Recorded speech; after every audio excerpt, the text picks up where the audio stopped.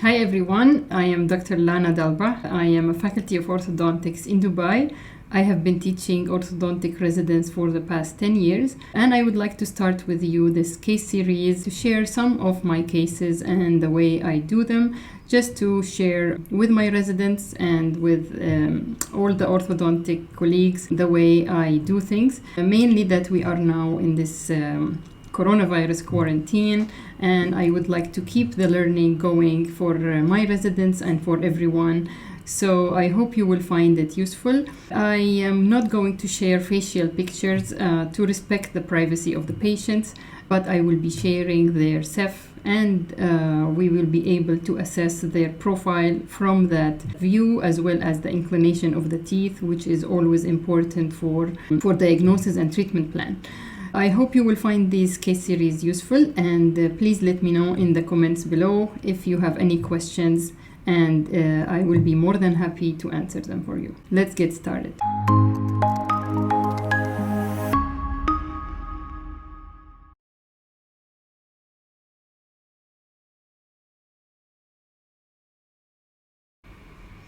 Okay, let's get started with the first case, and I am using Dolphin software, as maybe some of you are familiar with, and I'll be just scrolling through the different time points using Dolphin. So we have today a 9-year-old boy who came with his mother for a consultation because she noticed that he doesn't have this tooth. And upon examination, as you can see, we have a limited space for the upper right lateral incisor. We are nice class 1 otherwise in occlusion. Overjet is acceptable, maybe a little bit increased, but not too bad. We have mild crowding in the lower, which is normal for his age as this transient dentition. We have enough space for the adult teeth, and everything seems good except for this blocked out lateral, or maybe missing, and the diastema as well. So of course we have to look at the x-rays. So let's have a look here.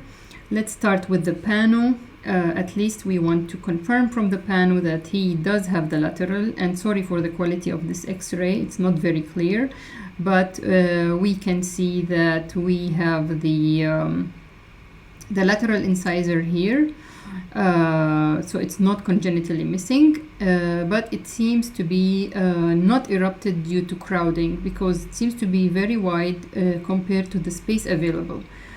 All other teeth are available. He doesn't have any congenitally missing teeth, and third molar buds are not present yet.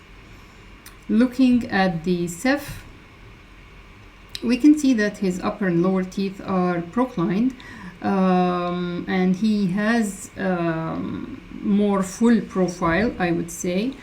But usually at this age, I don't usually rush to clarify or to decide whether it will end up to be an extraction case for the profile or not, because as you know, they are still growing and their whole facial features will be different as they get older.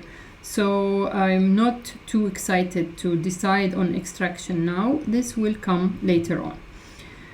So based on that, I decided, or our options would be to open up space for this lateral incisor. And the reason why I'm sharing this case, because I have put it in one of my courses, the Introduction to Ortho, and I got a couple of questions about it. So I thought I will share it with you to share some of the mechanics, because some people were not sure about the way I was doing things.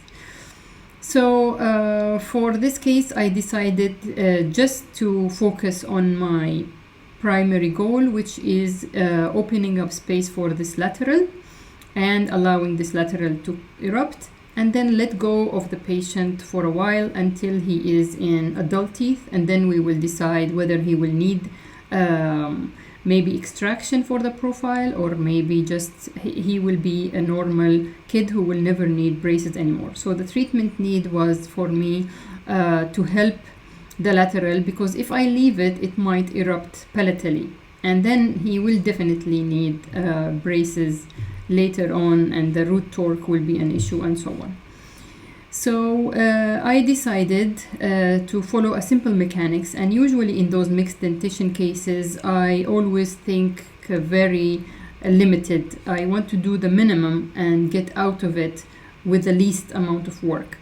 So maybe you have thought about 2x4 because of the mixed dentition situation, or maybe some would have thought about removable to push this tooth maybe mesially, but we're not sure if we will get exactly the amount of space we need. In my hands, I usually like the fixed. I don't like the removable because the removable will need patient compliance and so on. So I decided to go for fixed, and usually in those cases I even don't like to extend to the 6s. I use the C's most of the time if I have a localized problem like this, because I like the occlusion on the 6 to maintain itself, and because the wire will become very long and it will start to come out due to the long span. So I preferred, and I learned over the years, to keep it simple and keep it localized and just get in and out quickly. So I started with bonding C's and the centrals and lateral that are erupted. And one point here for the lateral, as you can see here, always when you are doing 2x4, make sure you maintain the lateral incisor slot and inclination and long axis, not necessarily with the long axis of the roots as we usually do in bonding.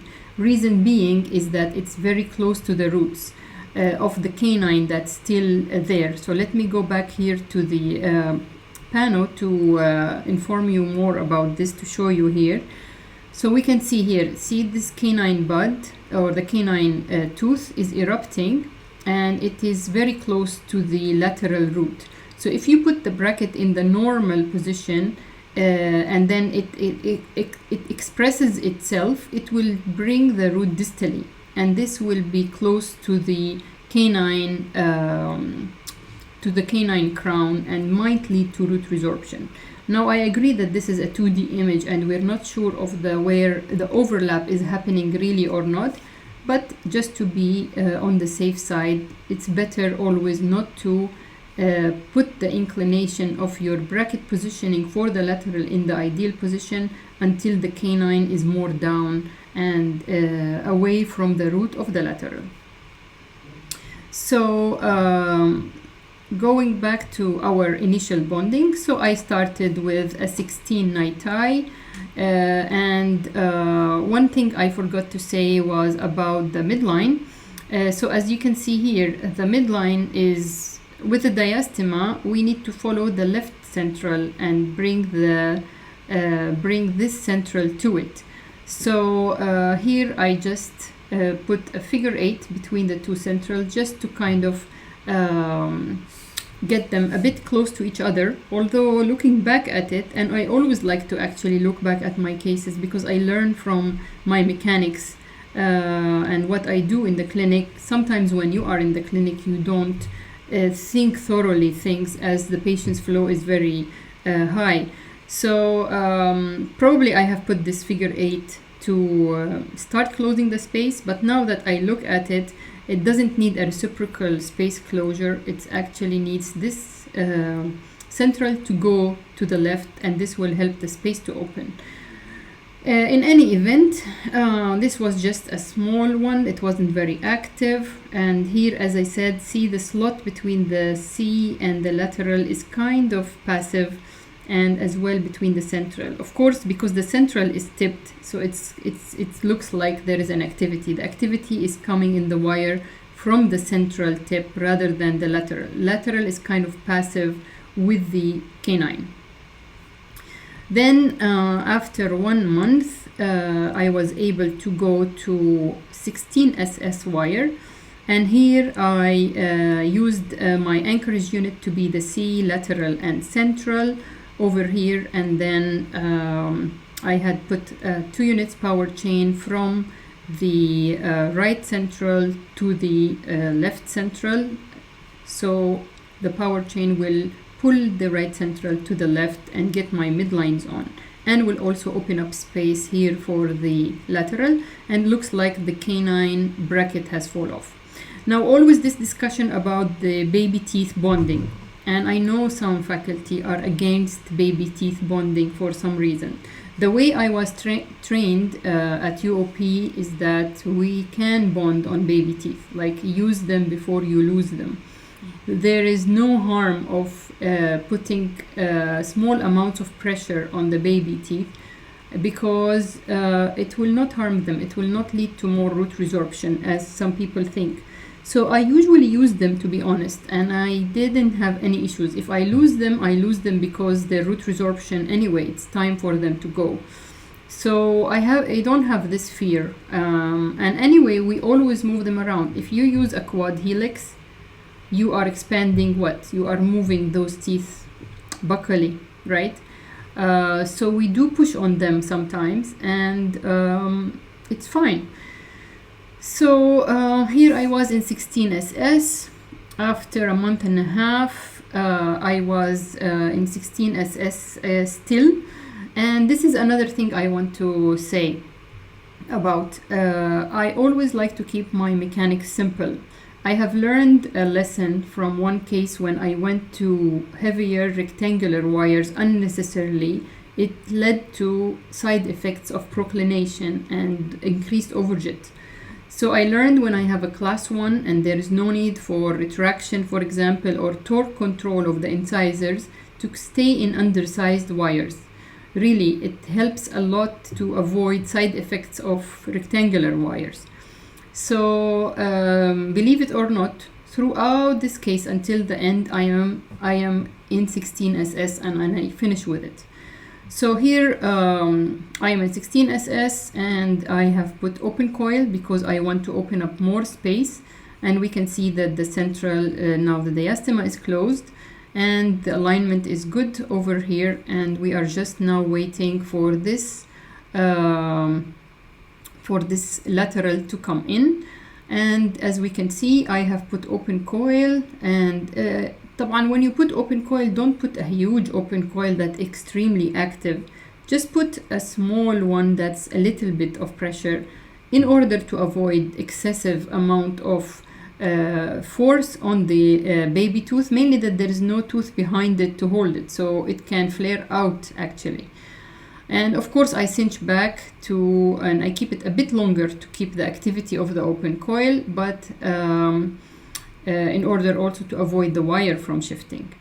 So this was a small open coil, not extremely active, and I think the wire here should be a little bit further from the tooth in order to allow the open coil, but it looks close, or maybe this was when he comes back the next time. Anyways, we go back then to the next appointment, and we can see that space is open, and now we are actually just waiting. So usually during those months, everything is good. Midlines are on, space is there for the lateral. The lateral, we know it is there, is not congenitally missing, so there is no reason for this tooth not to come in.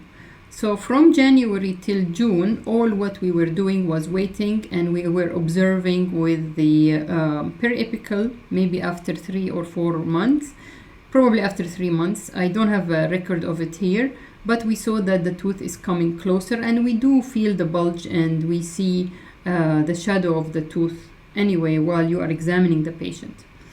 So after 5 months, we saw that the tooth is start to come and to erupt, which is perfect, what we want and what was our objective behind the treatment. Here I am still in 16SS. I just put a step down in the wire to accommodate for the tooth as it starts to erupt, and again we were waiting. One small tip I forgot to do here was I forgot to put an figure 8, or keep my whole unit figure 8'd. Always I like to keep the central and laterals, if I have the lateral erupted, in any treatment I do have a figure 8 2 to 2 or that incisor segment figure 8ed to avoid any diastema opening there. And usually the patients do not like to see a diastema in the middle of their face, so probably it would be a good idea to keep a figure 8, and that will also ensure that we don't use any of the space of the lateral as well as it comes in. A month later, we can see the tooth is continuing to erupt. We can see more of the crown, and I maintained the wire with a bend, and I maintained, now I added a power chain with a figure 8 like we did initially. So we kind of round tripped that diastema. We should have left it there from the beginning. And then now the tooth is coming. It was actually coming slow, and the mother was rushing to finish and wanting to move on. It has been almost 1 year since we started, and as we said, 5 months just was spent on waiting for the tooth to erupt. And that's fine as long as the patient has good oral hygiene. So here I added a lasso with a power chain to the wire, a very, very light one. Usually with the tooth already in an eruption mode, it doesn't need a lot of force and it will come nicely. And then here I wanted to even expedite more, so I added, I put a 14 night tie wire. Now I know that everyone is usually afraid to get the side effects of canting due to the wire. They either do a piggy wire or they will keep like a 16 SS and then over it put a 14 night tie. One way to overcome this, I usually bypass that wing. So in my opinion, the side effect comes if the wire is engaged here in the slot, and then that corner will lead to a lot of pressure on that tooth. So I skip that tooth corner, I skip it, and I just bypass and come up to the tooth and only engage like very lightly whatever I can engage. I don't go very deeply into engagement, and even if I couldn't engage the canine here also in the same fully through this slot, I would have bypassed it as well, like here over the wing rather than inside the wing and lead to a big step in the wire. And it's a 14 night tie, and this is all figure 8, so I have my anchorage unit stabilized. Then a month later, so we are in October, we can see that the tooth has come down. Of course, because of the wire, it would come down very nicely, and it's continuing to erupt. I want to show you here the occlusion was actually starting to hit a little bit because of this lateral. It's still rotated, and start to take this image. It's a very useful image to see the amount of overjet as well, and to see if there is any hyperocclusal contacts. So this contact is a contact that I didn't want to finish the case with. So because the wire is not fully engaged for the rotation, and probably the position of it again is not ideal, as I said, I was very careful, mainly in this canine and this lateral, not to put it in the right inclination. As you can see, the tooth is like this. The long axis of the root is going mesially, but I have put my bracket passive and parallel and in line with the adjacent teeth, because I know that it's a very critical situation here with the roots and the canine crown. So this led to the tooth look like flared and being inclined not in the right way, or what we call in the books like ugly duckling stage. But that's fine. If we have to avoid harm and accept sub-ideal aesthetic, it's fine, as long as we will manage it later on, or maybe it will correct itself as the canine will erupt. So here I was probably in 16 hand, and then in November more alignment. But again, I usually like to see this type of alignment between canine, lateral and centrals, but here this tooth was really critical, and the x-ray has confirmed the close proximity of the canine to the lateral, so I left it like that. Although my residents and the people I work with know how critical I am with the laterals, I always like them to be tucked in, and I usually flip the laterals. And by the way, the brackets I usually use are the low profile MBT brackets, 022 slot, and I usually flip the laterals because I like them to be tucked in and have a negative torque rather than to be flared out. But in this case, I didn't go even for a rectangular wire. So I usually flip them. If I go to rectangular, I can use it. If I don't, then I accept it. I was happy with the right side, with the left side, but not the right side. Anyway, he started to change some of the teeth, and I felt it's about time. So we debonded him a month later, and I couldn't debond the baby teeth because they were very mobile. I was very happy with the aesthetic of the centrals and this lateral, but to be honest, this was really annoying me. And again, my residents know how critical I am about laterals, but if we see his x-ray, we can appreciate that how much the close proximity here between the canine and the lateral. Look at it. The lateral root is so much mesial. So I couldn't, and this, as you can see, the tooth didn't have any roots. Good thing canine is coming, but I couldn't remove the bracket here, so we decided with the mom just to leave it for now.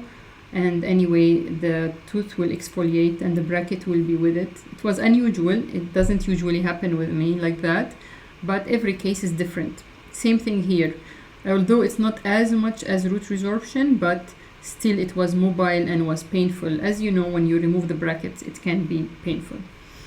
So that was the end of the case, and I didn't give him a retainer because I felt that my objective of the treatment is finished, and I want to continue to have the physiologic root and tooth development and eruption as normal, and I want actually to let this autocorrect, hopefully, as the canine continues to come down.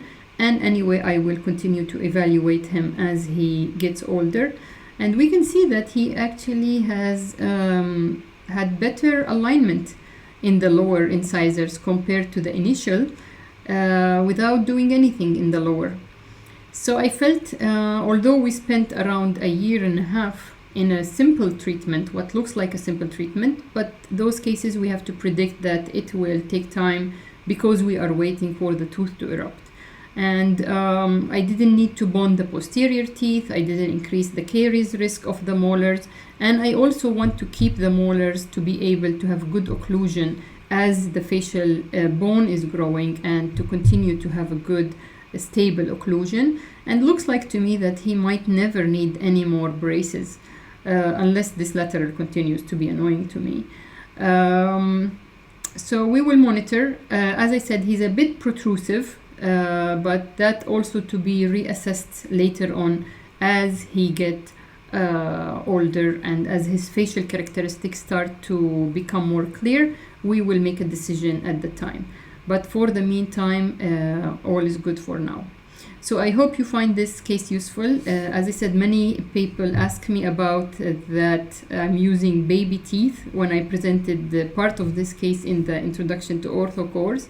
And I wanted to show you the full case and what happens when we use baby teeth.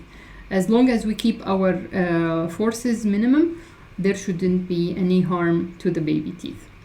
So let me know if you have any questions. And as I said, this is only one way of performing orthodontics. There are many other ways that are right, and there's no right or wrong in orthodontics.